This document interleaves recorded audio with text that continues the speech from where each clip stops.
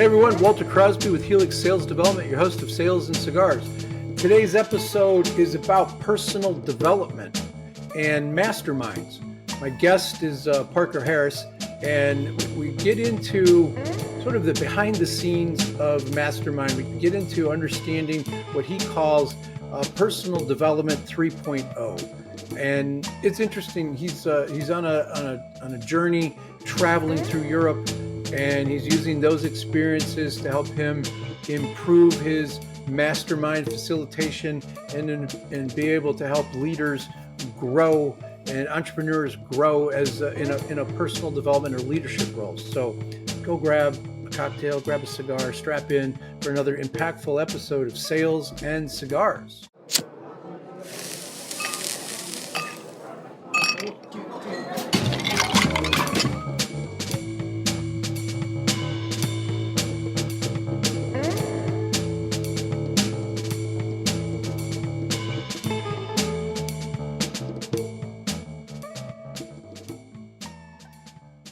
So Zach, welcome to the program. I appreciate you taking some time out of your travel schedule. My pleasure, Walter. We spoke in the green room. You're doing a little traveling, enjoying Europe. It's a nice way to, I think, experience the world, meet people, and start to appreciate what we have. This is the longest I lived outside of San Diego. We're 6 months into this journey now, and it's related to a lot of growth and evolution for me personally. And anything in particular as a highlight that you can share about what you've taken out of something that surprised you? I think being from America, I've heard a lot of different things about Europe, and I've been to Europe a couple of times before, but actually immersing myself in it, the quality of life here, the cost of living being less, which I was very surprised about. You are And comparing it to California, though. yeah, that's fair. But we did spend some time in Texas and Wyoming and Nashville as part of this journey as well. So have a few different reference points. I think the main thing is how it's impacted me, just realizing that like most things aren't a big deal, and me reacting to those things ends up creating more problems for myself that I then have to deal with, and really learning to react and just getting more in tune with my own gut and my own decision making abilities has been a gift that I didn't expect. Sort of makes me think of Stoicism, the 2,000-year-old philosophy about, that reacting to the things that we can control and focusing on the things that we control and letting all those other things go.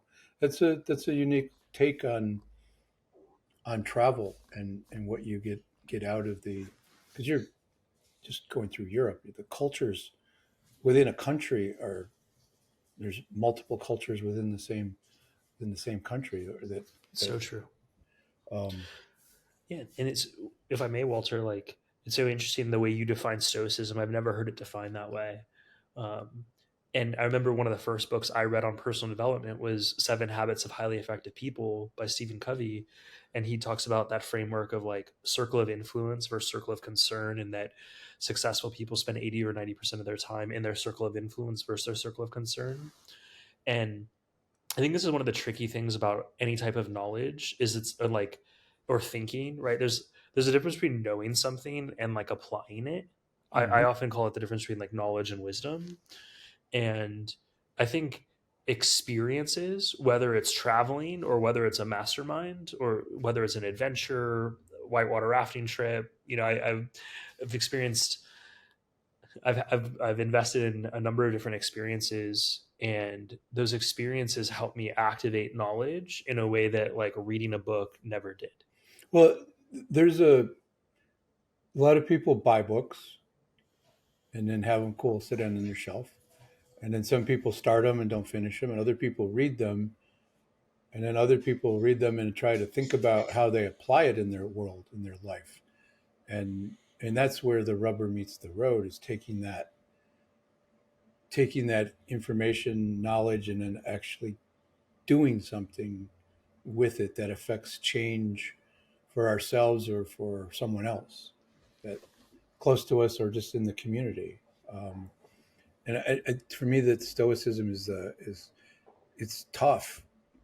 It's difficult to kind of live it to the way that it was intended, but it's a great goal to have. And um, that Covey's idea of that sphere of influence. Like most people are worried about stuff that social media and news that like it doesn't apply to us, and they can get lost and go down lots of little rabbit holes and never come back out.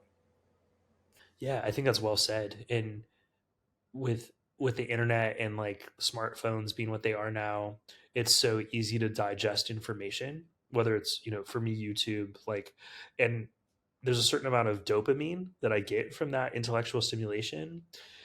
And it's also like a very comfortable environment. But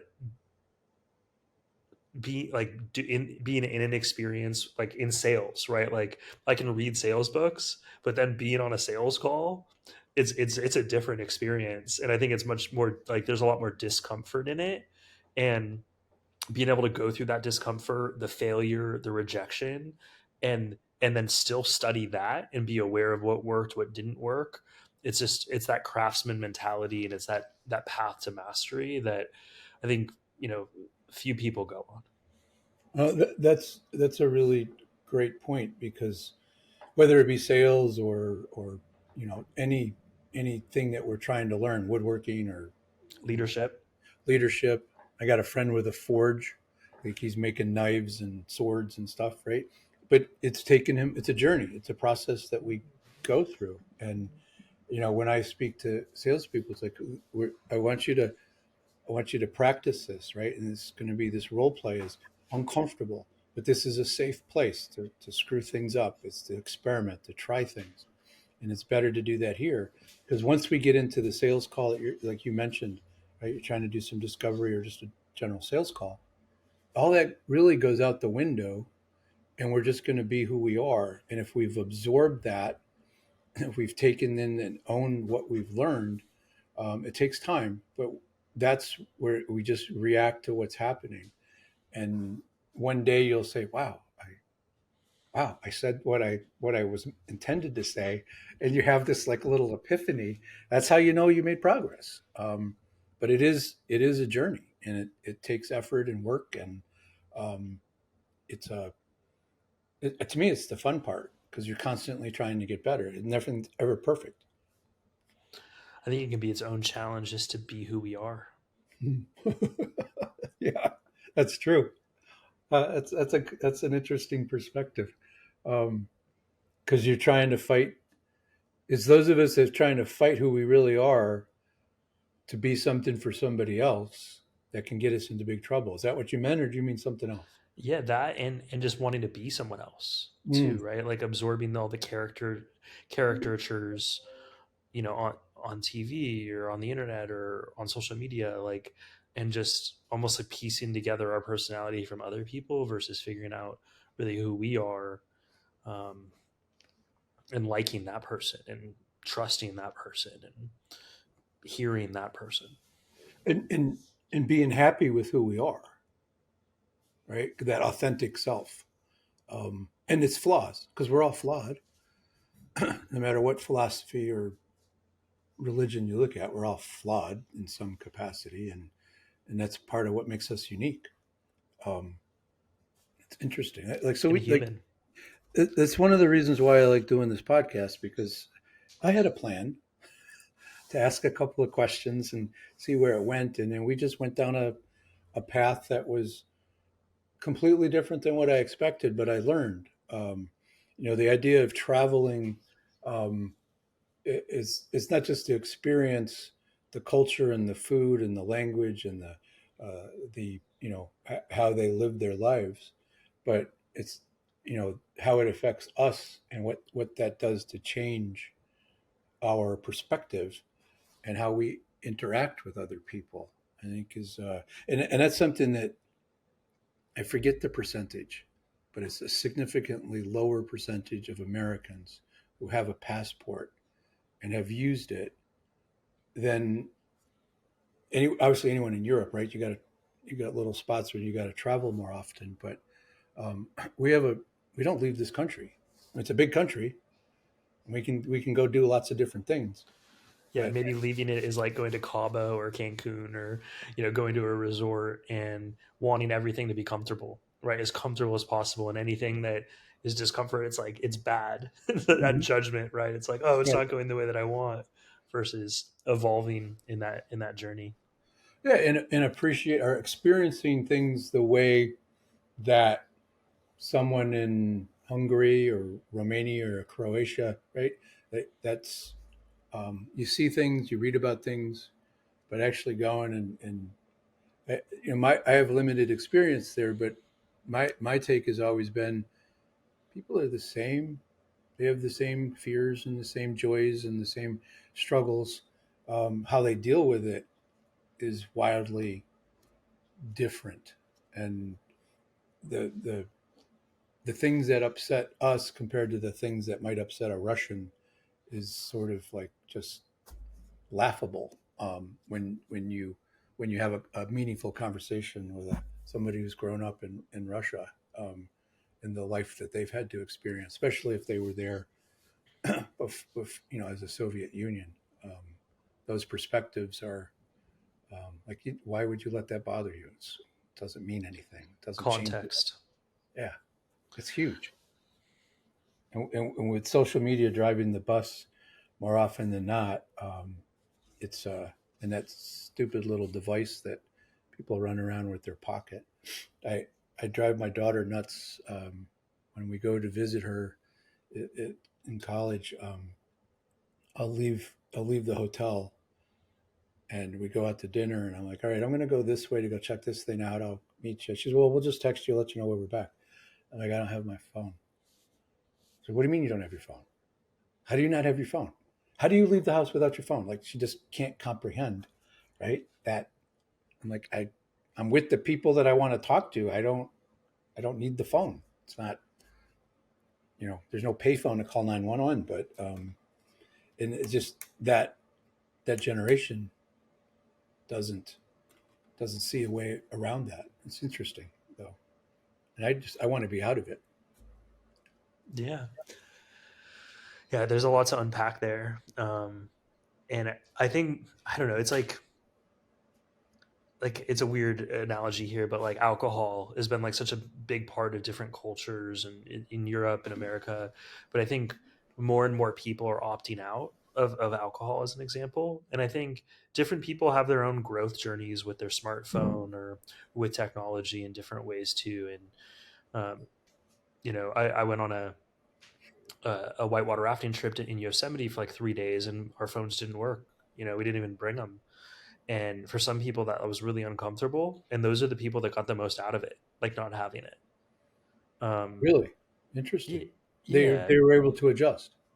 absolutely. Yeah, I mean, that's humanity, right? Is that adaptability and evolution. So Hmm. I think sometimes the things that people most cling on to, like they benefit the most from eventually like not having it, whatever that stimulus is. So we're back to stoicism, right? Because one of the principles is to practice that the lack of that thing that you're accustomed to, like dressing in coarse clothes and not eating just the bare essentials without any flair to it. And Seneca. yeah, uh, absolutely. And that's really hard to do. Um, but I think that step. I never thought of it that way. Just letting the phone go for a couple of days and go try not to kill yourself on a whitewater rafting trip. Right? That's and enjoy the landscape. Can you enjoy the landscape as you're riding through that boat? And the what were they, class 3, class 4? It was even class five stuff too, where we were at. But yeah, mostly class three, class four. Yeah, very much could a lot. The rapids are a small part of that journey. A lot of it's just open water, and then it was also just incredible. We slept without tents, just under the stars, Hmm. and so would wake up in the middle of the night and see shooting. Just see the stars and see shooting stars, and it was an incredible reset. In a variety of different ways.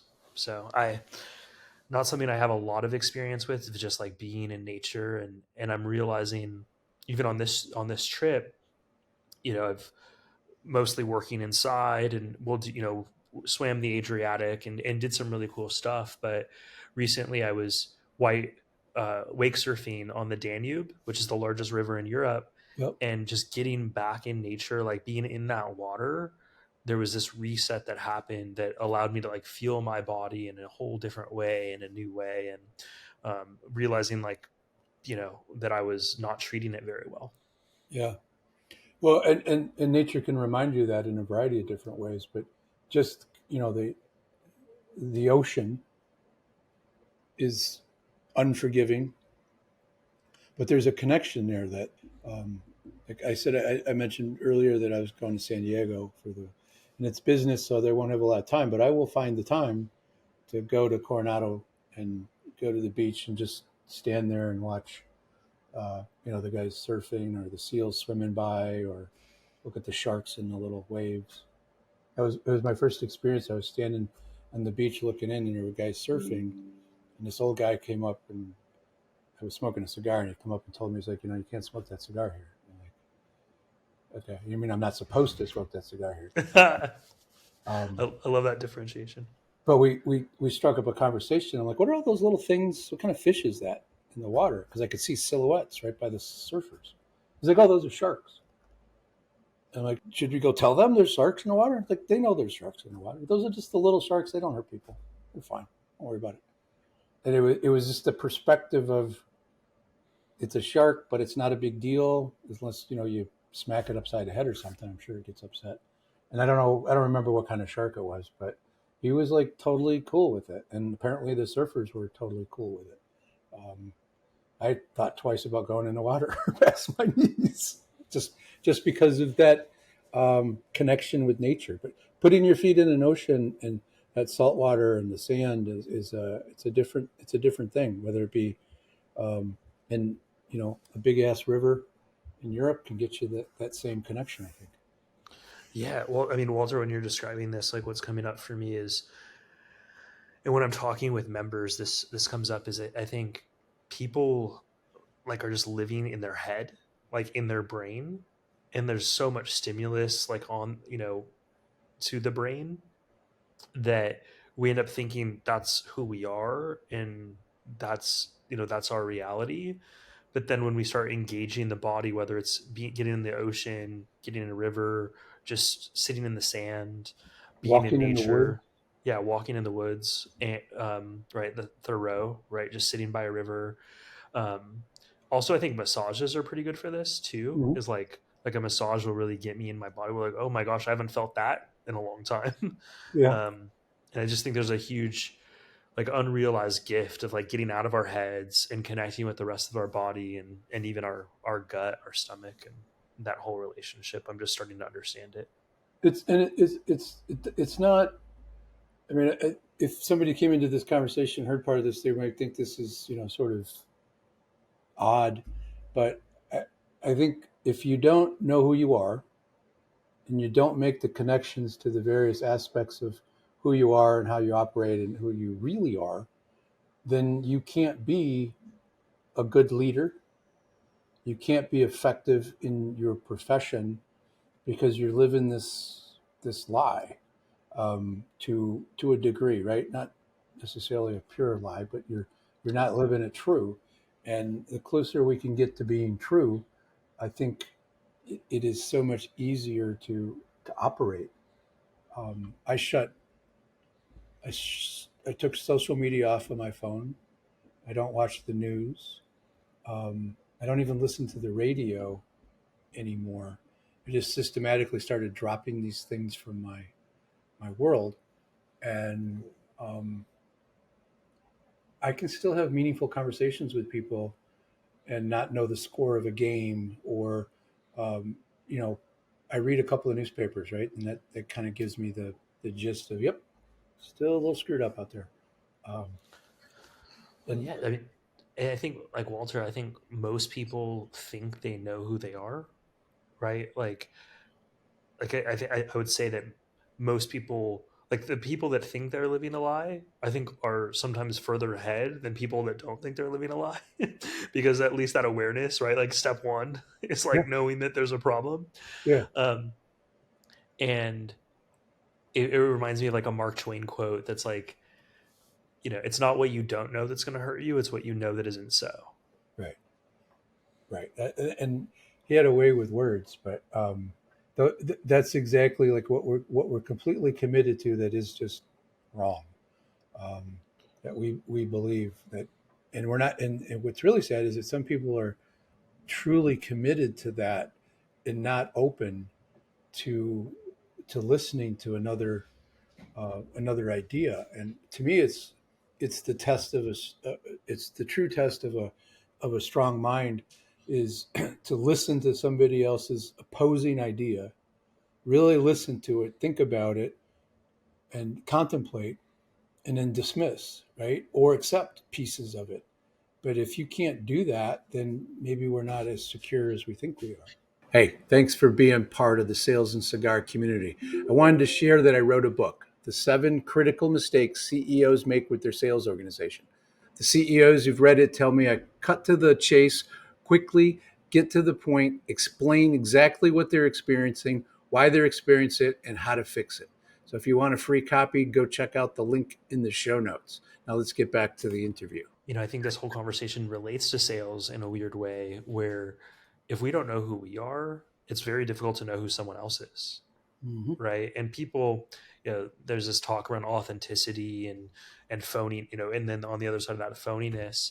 And, I get sold to all the, people try to sell me things all the time. And it's interesting jumping on a call where I'm experiencing like phoniness or someone that just tells me what I want to hear or whatever it is, right? Like that doesn't know themselves versus I'm sensing, someone that does know himself and has made some very like big decisions on who they are and how they want to show up in the world and what it is they do. And I think it creates a different conversation than, someone that's just sticking to a script. Yeah, the problem with scripts is that the other person doesn't have the script, right? And it doesn't take you to where you really want to go. So to me, it's like approaching a sales conversation the same way I approach a conversation with somebody that you meet traveling or a friend. Some empathy, some curiosity, some skepticism, and just and really listen to what's being said. Um, and in sales, I know that's critical because if we're making assumptions, we're probably going to get it wrong in the end. And if we're not curious, we're not going to ask enough questions. And if we're not skeptical, then we're not doing our job because as a salesperson, we should be looking to make sure there's a fit and that we can really provide value. I mean, I have a process that we go through with prospective clients, and it bunches between 48 and 51% of people that don't fit. I pass. Um, I'm not for everybody. I know that. But No one is. yeah, and I'm cool with that. And I'd rather pass on a situation and to take something and not be my heart not in it, and not because I get too into it and too focused and too care too much. Um, so I think being able to discern that, right? That's probably the other element of a sales conversation is discerning whether there's real opportunity and value. I think it applies to relationships too, right? Like whether it's friendships or romantic relationships is, I think sometimes people don't even I sound like a broken record, but like know who they are, know what they really want from someone else, and know and do the diligence to figure out who that person, the due diligence to figure out who that person is to see if it's a good fit versus just like, oh my gosh, I don't want to be alone anymore, Yeah, yeah, right? And then I think that's where 10 years or 7 years or 1 year or 20 years later, where it's like, oh my gosh, who is this person? And it's like, you know, animosity and the miscommunications. It's awful. It leads to tons of problems. Um, So I'd like to pivot because when there was an engagement about setting this up, the what you do for a living with your masterminds is part of when you're not traveling, um, When and I'm traveling. part of it. But the idea of a mastermind, and can you kind of share your thoughts there? Because I have had a lot more difficulty finding one that helps, finding one where people are growth minded and where one is properly facilitated. So I'm kind of curious as to your thoughts about how you approach that. How I'm approaching facilitation and growth mindset. Yeah, like why would that to start, and then we can talk about the masterminds that you structure and how you do it. So I Yeah. think there's a big why there. So if you're open to it, I want to even step back like a little more macro of like what is a mastermind, because it's interesting. Like so, let me button that up and then I'll move on. Is Mhm. a mastermind is when two or more minds come together in the spirit of harmony to accomplish a common goal. That's a Napoleon Hill quote of like how Napoleon Hill defined masterminds. Yep. Um, and it's interesting. Like a lot of people don't even know what a mastermind is, right? If you think of like someone's in college or like even in their career, entry level employee, a middle manager, I talk to certain people and they don't even know what a mastermind is or why it would be valuable to them. On the other side, entrepreneurs, CEOs, executives, leaders, I think at a certain point in their career, like they realize that my joke is like, and I heard this from someone else who runs a mastermind, is like masterminds are relevant to someone or for someone when their problems are no longer Googleable, you know. And I think part of that's true. Um, and what I see is that very successful people eventually join a mastermind at a certain point in their career, and they'll always be part of a mastermind moving forward. On a personal note, I think a good marriage is a mastermind, right? Like, Good you know, point. it gets two or more minds coming together in the spirit of harmony, hopefully, with accomplishing a common goal. And for most people, I think it's the only mastermind that they're ever in. Hmm. Um, see a lot of people just with their friends and they're talking about sports and there's no common goal, right? Or maybe the common goal is just to hide, escape, and numb, right? Hmm. But people that are really out there to accomplish serious goals and are playing a big game, at a certain point, like there's not even someone that like can, maybe they'll have a number of coaches, but being around a group of peers, there's this like trust that happens, this vulnerability that happens. And then the way I think about it is like other people at the table having their best interests in mind and being willing to challenge them. Like it creates this like secret sauce where, back to the Mark Twain quote, we can point out, we can challenge people around what they know that isn't so. And I think a good mastermind environment isn't about like sharing knowledge with someone. Like it's not like, oh, you don't know this, here now, you let me tell you it and this is going to change everything. What I think a good mastermind is a place for people to figure out the truth, like their truth, like what it is that they already know that maybe they're not applying, or what it is that they think they know that isn't true. For me, it was having a victim mindset. Like I was like, I have these business goals and I'm not hitting them. And another member was like, Parker, do you realize like it sounds like you have like a little victim mentality around the situation? And I'm like, what are you talking about? I was very defensive about it. And I sat with it for a few days and I was like, wow, like that was true. That person was true. Right. Like, and it allowed for me to break through a plateau that I was, because I was able to see truth, see reality more clearly, and then make changes. So the group is supporting each other because we're able to share openly and honestly and listen and shine a little light on the thing that we keep dancing around sometimes. Like when I've experienced it with a group of peers, they're like, you seem to be talking about everything other than the thing that's really causing the problem. And like, what do you mean? And then they share their thought, And I'm like, oh, I hadn't thought of it like that before. And then they stopped talking, and they like in this particular situation, this guy let me go, and he just sat there like nodding his head. It's like, you're almost there. Just keep going. And it I wouldn't have got there by myself for the same reasons you just you just spoke of. It's um, we couldn't put our finger on it, or we didn't want to face it, or something. You know, there's a framework that I think really helps explain the value of these type of experiences, and it's called the Johari window. And essentially, on one axis, there's like the self, there's like me on this example, and then on the other axis, there's other people, right? So there's two axes, and there's four quadrants. There's things that are, and then so there's known and unknown on both of these quadrants. So there's things that are known to me, and then there's known to the other person, and that's like open. And then there's things that are unknown to me that are known by the other person. That's a blind spot, right? Mm-hmm. And then there's things that are known to me and unknown to the other person. That's a secret. And then there's unknown to both, and that's hidden.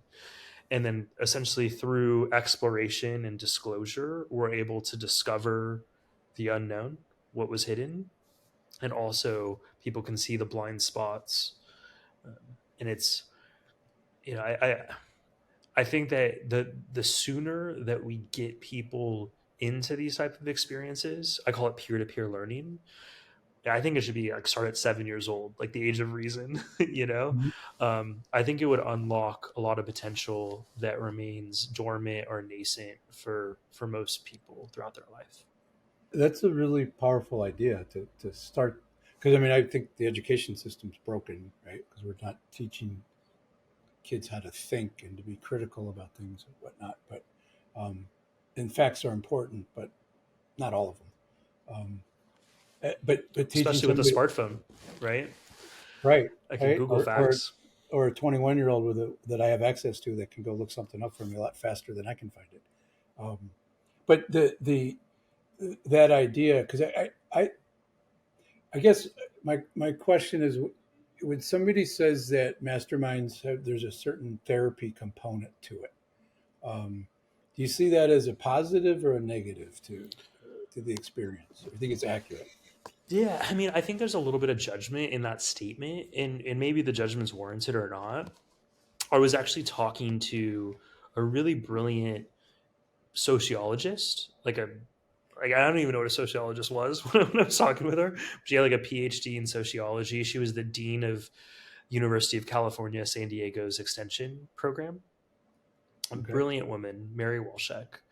And I was telling her like what we were doing with Junto, and she's like, "No way, like no way." And I was like, you know, Mary, like there's obviously something you see here that I don't see. Like, what is it? And she's like, "Have you ever heard of epigenetics?" And I was like, "No." She's like, "It's this field of study within molecular biology that explains the paradox of nature and nurture." And it's like a new science. It's within like 10, 20 years. The first book that I could understand about this was written less than 10 years ago. And basically what this field of study started by studying, like, it was these rich, very, very wealthy people who had a drug addict or alcoholic child or spouse or something, someone that they really cared about, unlimited resources. They'd send them to Tony Robbins, they'd send them to these psychiatrists and therapists and all these experts, and nothing they could do would work, right? The person would keep on using or whatever. And then they'd go to one AA meeting and they would never drink again, right? This Mm-hmm. free experience, this peer to peer, like, you know, and they're like, what happened here, right? Was it therapy? No, it wasn't. It was actually epigenetics, where essentially these type of environments create this energetic dynamic where people can really open up, be vulnerable, be truthful, and and be related to in a way where we're all equals, right? There's no hierarchy. Mm-hmm. And and then in that environment, what happens is it's essentially like activating knowledge, right? But it's like it actually impacts the translation of our DNA. like on a very cellular level, like there's an unlock that happens that allows for change. And so, whether that's therapy or whether that's, a very scientific based, maybe natural, thousands and thousands of years, this is how things happened. Um, I don't know how to Well, judge judge it, that. sound, it sounds to me like I had not heard that before, right? But my takeaway there is that because somebody is not teaching this person or trying to help them change or coming from a position of authority to sort of look down on isn't the right word, but where there's some sort of different levels. When you walk into the AA meeting or to the other peer-to-peer group, it's like, oh, there's other people like me, and oh, they've solved this, so maybe I should pay attention. They're not asking me to go do this thing, they're just asking me to hear this story. And it it feels more like a story. It feels more natural way to learn rather than somebody, coming at you like, go learn this thing, right? And I know that's not very eloquent, but I think that's what my takeaway is. It's an easier way to learn, um, absorb something. Yeah, I mean, I think that can be true. Like Well, the way that I think about this, and this might be a little bit nerdy, but I think we're living in the age of what I call personal development 3.0. It's like the next iteration of personal development. I got this idea from like reading an article about the evolution of the internet, and like internet being in like web 3.0, and like web 1.0 is when it was only really available to academics and engineers. And then it got democratized in web 2.0 where it became available to everyone, but it was still very vertical. Like internet's, you were on one site and then you went to another site, and one, the company controlled that experience that would then go to the consumer. And then through something called APIs, or application program interfaces, the internet started talking to each other, and it moved to a horizontal internet where now, we can be tracked across different websites to customize that experience for us on other sites using the data that didn't even happen on that site. And it occurred to me that that's what's happening in personal development, where personal development 1.0 was when this type of information and knowledge, this idea of being able to create our reality, and like set goals and like hit goals, and really build our reality, um, was only available to, elites, priests, monarchs, the royalty, like those type of people. And then over the last, let's call it the Renaissance, right, or the Enlightenment period, it started to become more democratized. I think, some technology was involved in that, the printing press, things like that. And it gave way to the age of the author and the speaker, right, where books and events, and it was still very top down though, right, one directional. um, we'd be in the audience listening to Tony Robbins, or whatever the speaker was, and he'd be talking to 2,000 people, and it was that type of environment. And I think it led to the democratization of a lot of ideas, where now we all kind of know what we need to do, but the hard part is like doing it. And then I think it's ushered in this next stage of personal development called 3.0, what I call personal development 3.0, where now it's horizontal. Like we're equals. We know we all have problems. We know we're all imperfect. Most of us have the same problems. Some of us have solved those problems, some of it hasn't. And through open, honest dialogue, a lot of interesting things can happen. oh, but that dialogue is key. Open and honest is key, and being in an environment where that can be fostered and developed is and not judged. I think the judging piece comes into um, causing people to shut down and not Absolutely. really develop. So as we wrap up, can you share? I know you've got something coming up. Can you share about how you start, or what do you look for in a mastermind? Let's kind of go there. What do I look for in a mastermind? I think like my term for this is like authentic, like authentically relevant, like things that, you know and what that means to me is like not having people that are 30 steps ahead, right? Like it's kind of challenging because we start moving into that unconscious competence level, right? Those like the layers of learning where it's unconscious incompetence, unconscious incompetence, conscious incompetence, conscious competence, and unconscious competence. And I think there's a like kind of a challenge where when we are talking to someone that's way, way ahead of us, there's this unconscious competence where it's no longer relevant. They're talking about what they're doing now versus what they did when when they were in the same position you were in. Hmm. So I think of it as like you want people that are two steps ahead of you at the same level as you and also two steps behind you. Where because when one person teaches, two people learn. And I think there's so much benefit to teaching to remind ourselves of what we already know. Well, yeah, teaching helps hone that in and bring that, uh, own it, or allows you to own it and really master it. Um, and but I think, reactivate it. yeah, or reactivate it, absolutely. But I think the person that's like two steps behind the one in the middle can still teach the person that's two steps ahead of the person in the middle. Like if you get to that stage in a group, that's sort of the magic, right? Where everybody's helping everybody in some capacity. It doesn't happen every day, every time, but Yeah, I've seen it. I've seen that impact where the person two steps behind teaches something the two steps ahead and it changes life trajectories. mm, And I've seen it play out over 10 years, 15 years. So, but I think the trick is when most people are like looking for a mastermind, they're like, oh, I want to be in a room with people ahead of me. And it's like, that's what you think you want, mm. you know? Um, so yeah, I do agree with what you said about the growth mentality. People that are really committed to growing and not just whining and complaining.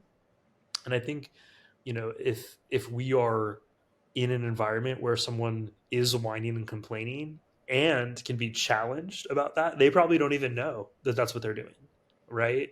I think an unlock can happen there where that is their problem and they don't even realize it. Mm. Like their problem is they're being a victim and they're not being the hero. They're not like thinking accurately about what's happening and what they can do to shift it. And they need someone to give them some tough love and shake them out of that. So yeah, that's the environment that we seek to foster is, having each other's best interest in mind, vulnerability. There's so many different masterminds out there. And I also encourage people to start their own masterminds too, with like, just start with where you're at.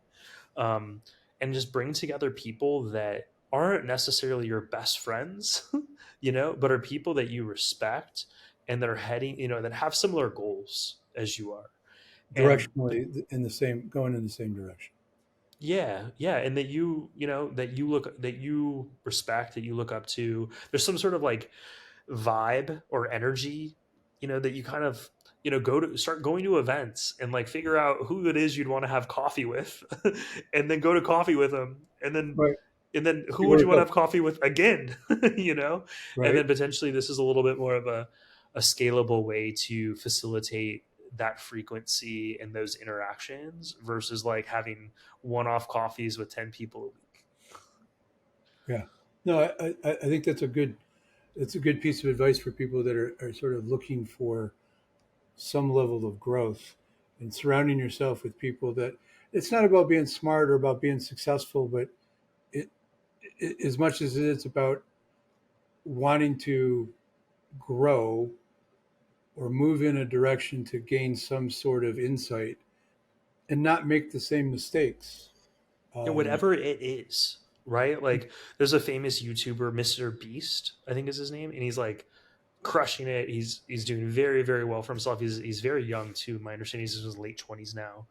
And when you hear his story, it started with like, they were minimally successful, struggling, and then he surrounded himself with a group of other YouTubers that were at that same level.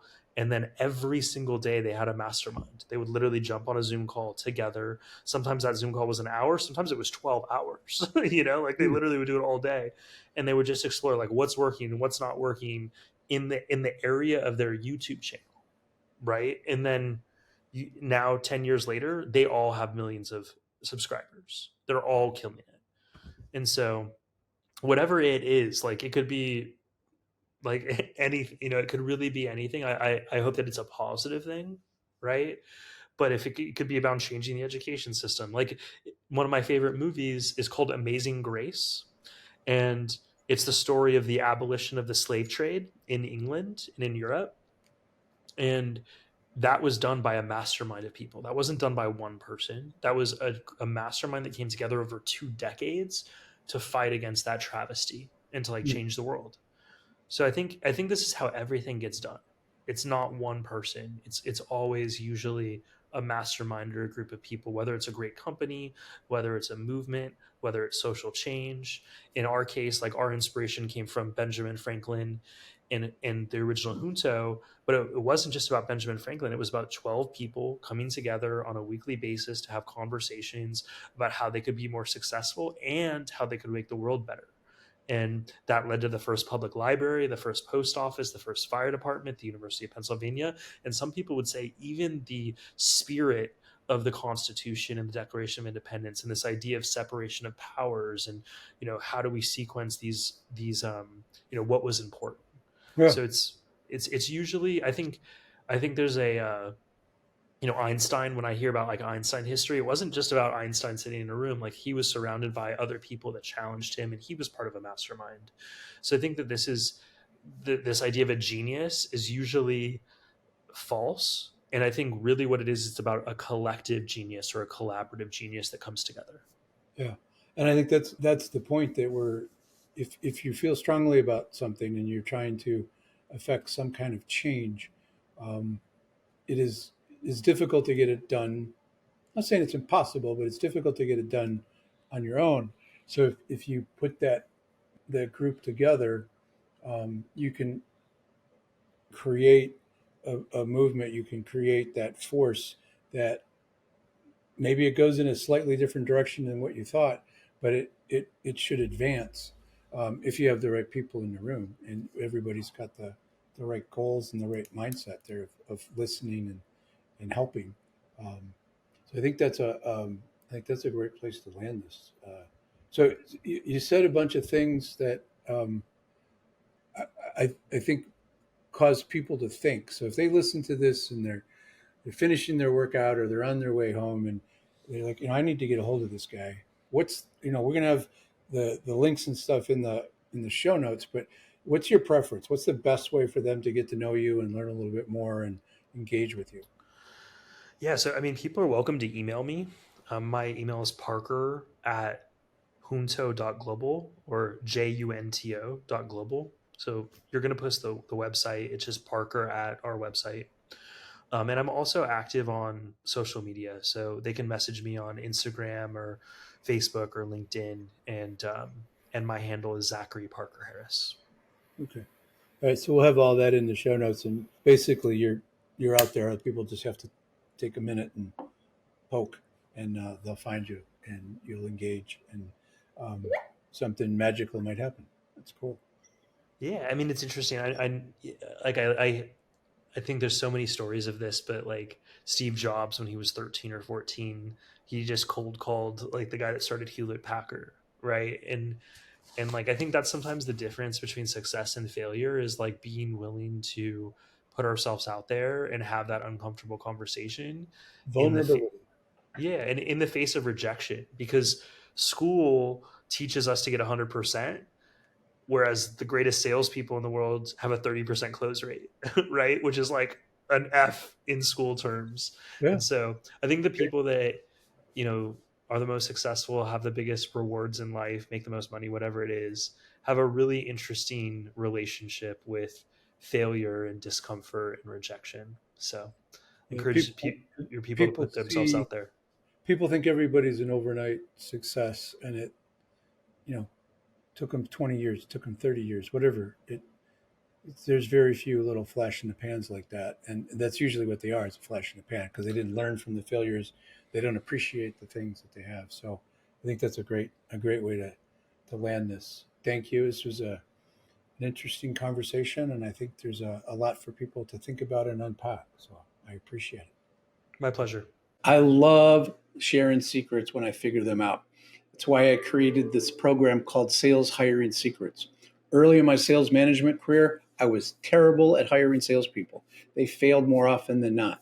Then I discovered the secret that you can't hire salespeople the same way you hire everyone else. That's why everyone fails. In Sales Hiring Secrets, I'm going to teach you all of the secrets to understanding what you really need your salesperson to do, how to attract an ideal candidate with a unique job posting. I'll teach you how to save time and money by only interviewing candidates that are a good fit. I'll share the secrets to an interviewing process that ensures success. And the one big secret that everybody gets wrong is how to onboard a good salesperson so they ramp up quickly and stick around. I'm doing the Sales Hiring Secrets program on a monthly basis. You can click the link below to figure out when the next Sales Hiring Secrets program is scheduled, and you can sign up. Click the link below, and you get all the details. And it's designed for you to bring your entire team so you can get everybody up to speed quickly. Thanks. Look forward to seeing you on the other side.